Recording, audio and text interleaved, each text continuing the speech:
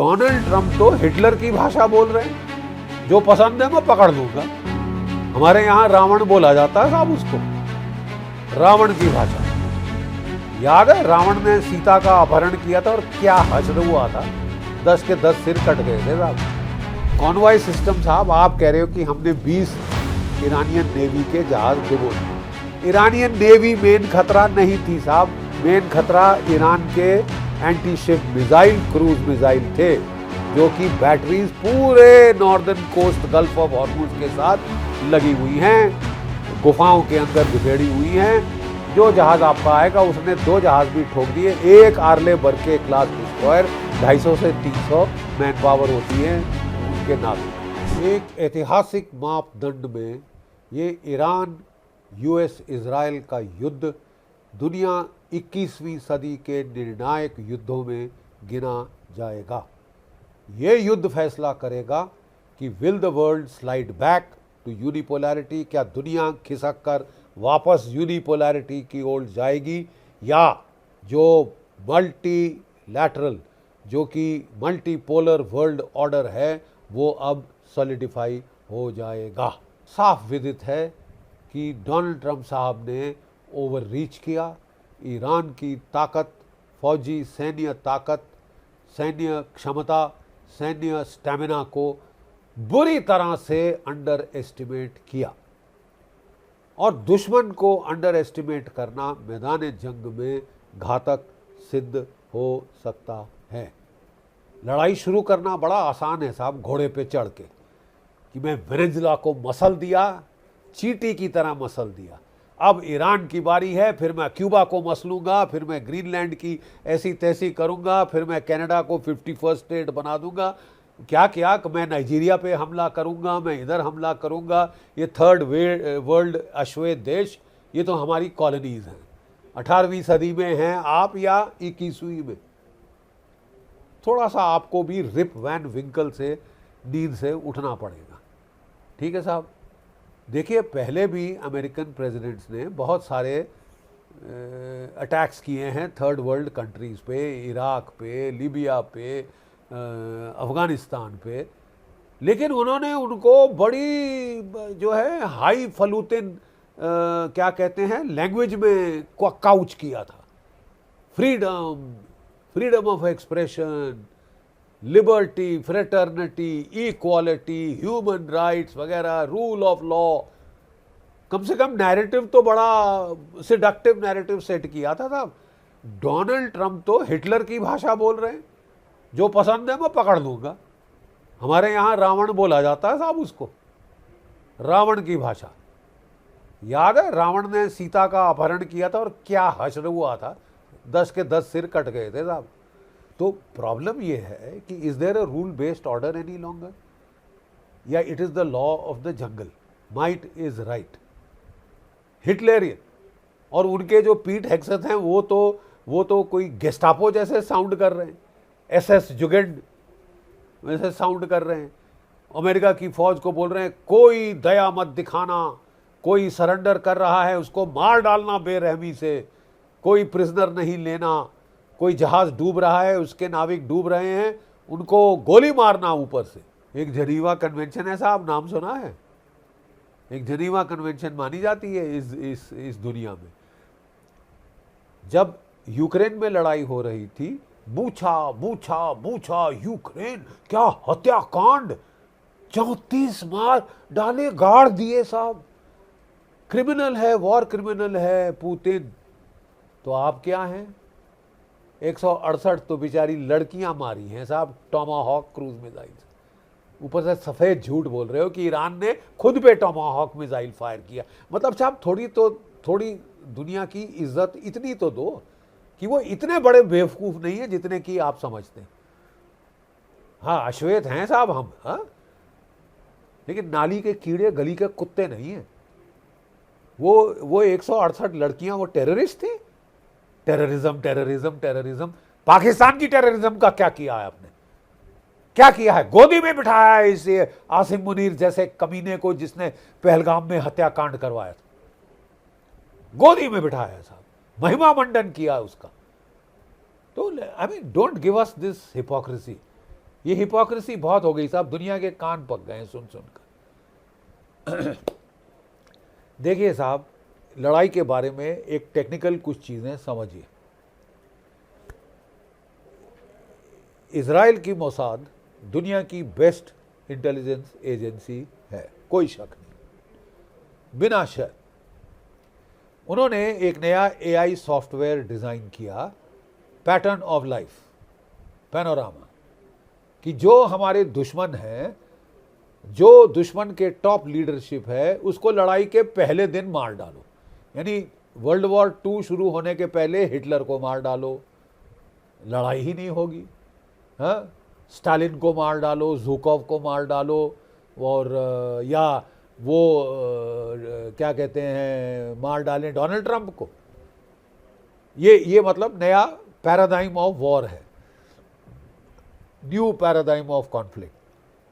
Problem ये है साहब, जब आप एक नया टेक्निक वॉर की शुरू करते हैं, पहली बार बड़ा झटका लगता है, दूसरी बार थोड़ा कम, तीसरी बार और कम, चौथी पांचवी बार तक दुनिया ने तोड़ ढूंढ लिया होता है।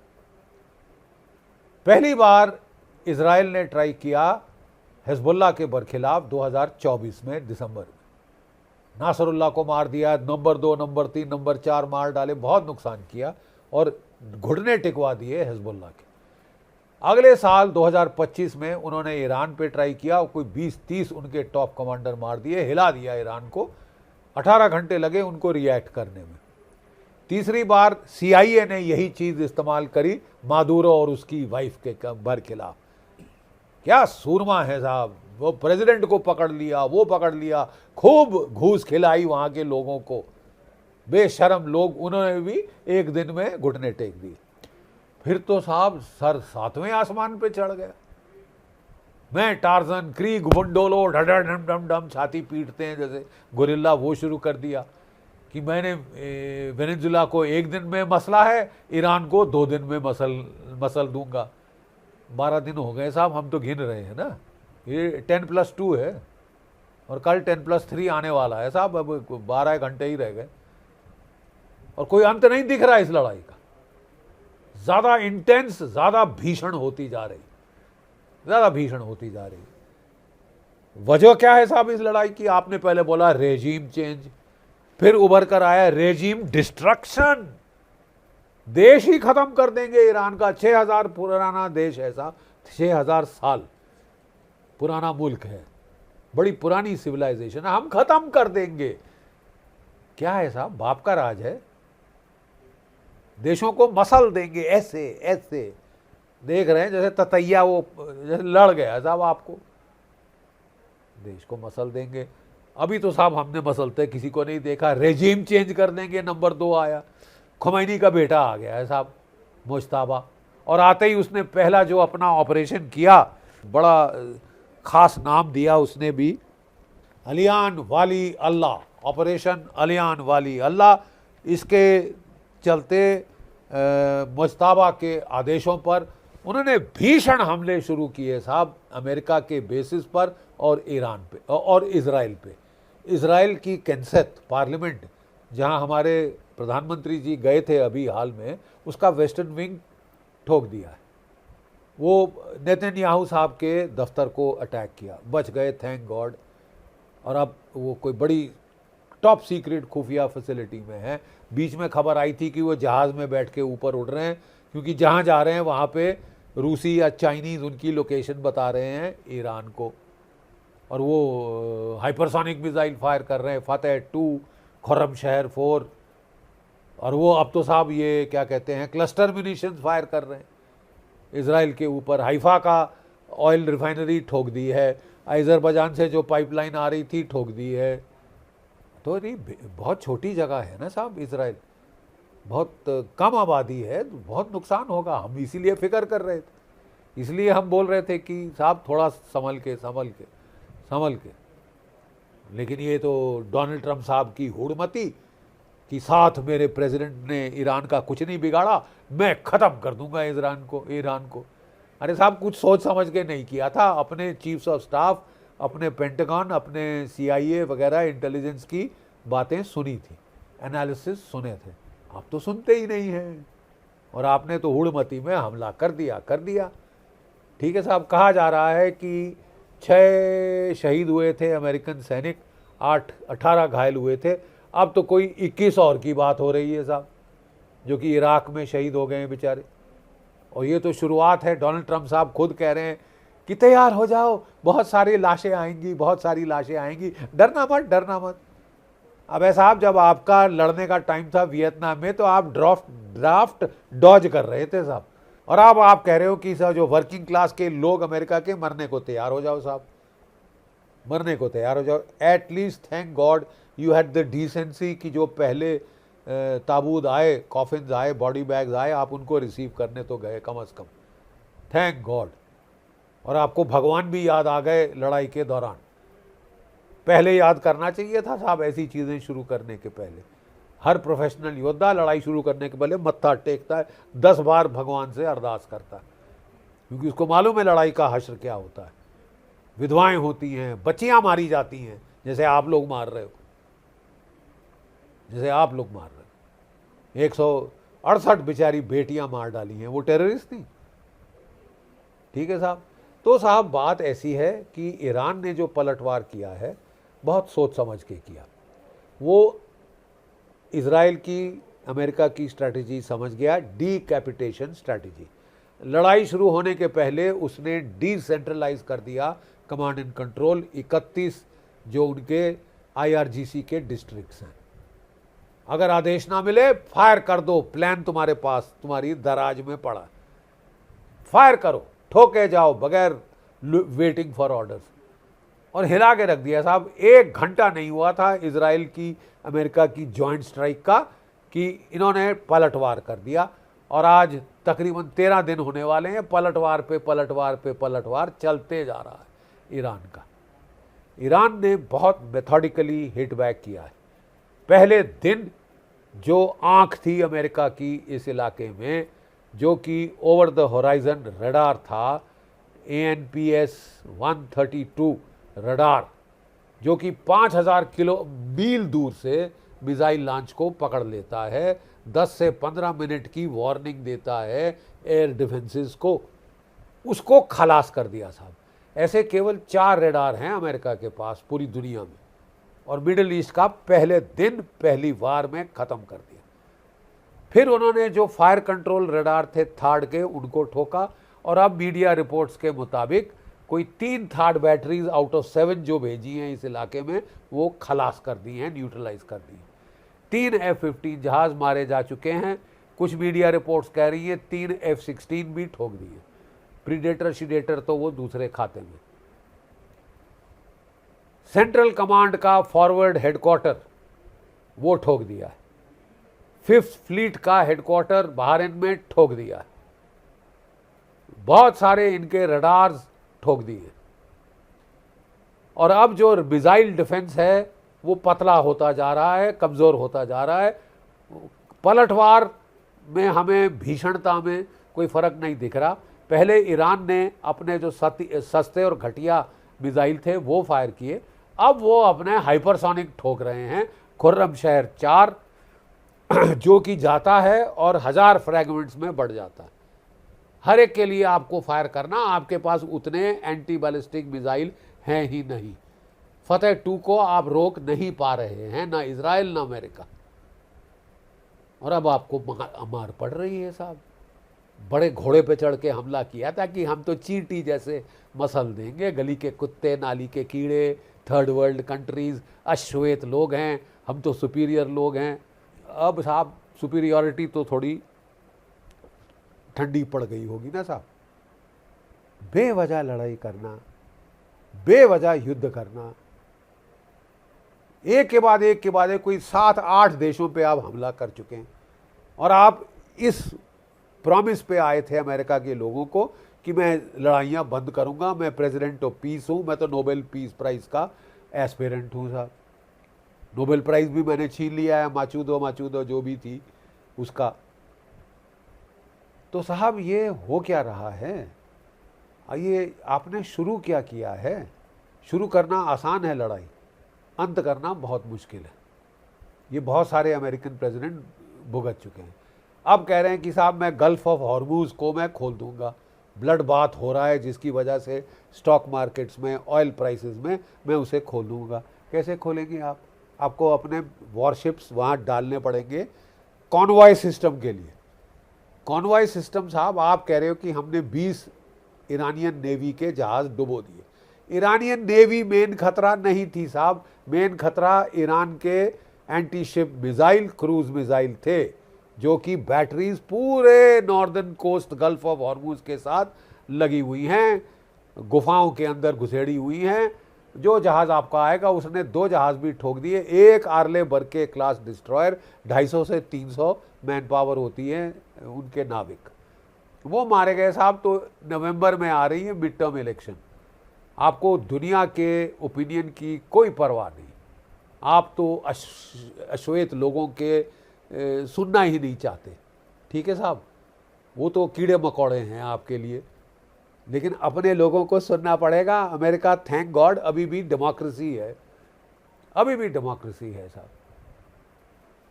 ये साहब आपने जो शुरू किया है, ये ख़त्म करना मुश्किल हो रहा है। दोनों तरफ आंखों में खून उतर आया है, और पिछले 2-3 दिन जो स्ट्राइक्स हुई हैं, उसे तो और भी दोनों तरफ, खासकर जो लड़ने वाले लोग हैं असली, वो हैं इजराइल और ईरान, वो भड़क चुके हैं साहब अच्छी तरह से। अब ये लड़ाई को रोकना थोड़ा मुश्किल होगा, लेकिन फिर भी दुनिया को ये लड़ाई रोकनी पड़ेगी अपनी भलाई के लिए।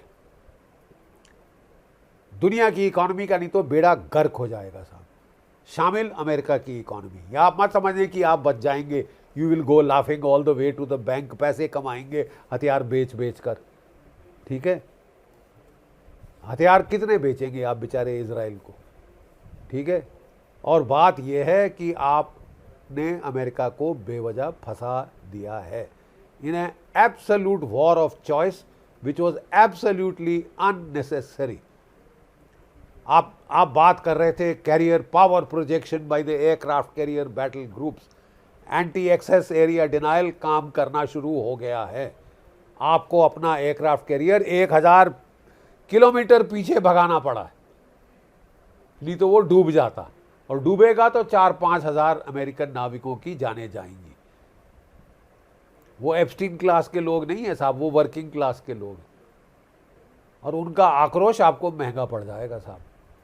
साहब ये महज पागलपना है, लेकिन मेरा हाथ जोड़कर निवेदन है हमारी भारत की सरकार को कि हमारे राष्ट्र हित में है कि ये लड़ाई जल्द से जल्द बंद हो।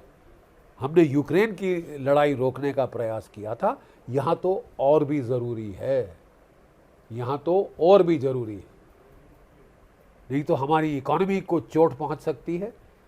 ये कह देना कि 25 दिन का स्टॉक हमारे पास है, लेकिन जब खर्चा हो जाएगा तो फिर वो स्ट्रेटेजिक रिजर्व है पाकिस्तान और चीन की लड़ाई के बरखिलाफ, वो फिर मेकअप करना पड़ेगा साहब। ये हमारे हित में है कि यह लड़ाई जल्द से जल्द बंद हो। खुशी की बात यह है कि हमारी इजराइल से बहुत गहरी मित्रता है, हमारी ईरान से बहुत अच्छी मित्रता है थी, सेंट्रल एशिया में उसने मदद करी, पाकिस्तान में बरखिलाफ मदद करी, अफ़गानिस्तान में मदद करी, छाबहार पोर्ट में मदद कर रहा था। तो भारत, और अगर मोदी जी बोलेंगे तो ज़रूर दुनिया को सुनना पड़ेगा, खासकर 1-2 दिन के बाद जब मुँह से झाग निकल आ रही होगी दोनों साइड की, अच्छी तरह से एक दूसरे को मार रहे हैं, अच्छी तरह से एक दूसरे को मार रहे हैं। ज़्यादा शौक़ है कईयों को लड़ाई का, तो वो शौक़ पूरे हो रहे हैं, लेकिन मौतें आती हैं साहब लड़ाई के अंदर।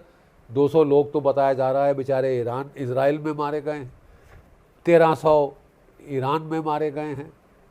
कितना बेइंतहा नुकसान हुआ है दोनों साइड्स का, इसमें भी कोई दुनिया को शक नहीं, क्योंकि टेलीविज़न स्क्रीन्स पे दिख रहा है, छुपा नहीं पा रहे हैं आप, ठीक है साहब। और इसके चलते ये जो है लंगड़े लूलों की फ़ौज ना रह जाए, अंधों की फ़ौज, eye for an eye, tooth for a tooth, अब ये बंद करना होगा साहब। ये पागलपना होता जा रहा है, दुनिया का नुकसान हो रहा है, भारत का नुकसान हो रहा है, अमेरिका, इजराइल, ईरान का तो हो ही रहा है। Let's stop this madness now please. जय भारत, जय हिंद।